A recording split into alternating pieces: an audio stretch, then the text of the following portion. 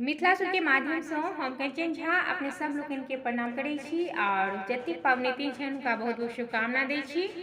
और आइ अपने सबके एकटा गौरी के गीत गाबि कऽ सुना रहल छी। आशा करै छी जे गीत अपने सबके नीक लागत तऽ लाइक करब, शेयर करब। जे केओ गोटे सब्सक्राइब नहीं केने छी से सब्सक्राइब कऽ देब, संगे बेल आइकन के दबेनाइ नहीं बिसरब। जय मिथिला, जय मैथिली। सुनू ई गीत। सिया दाई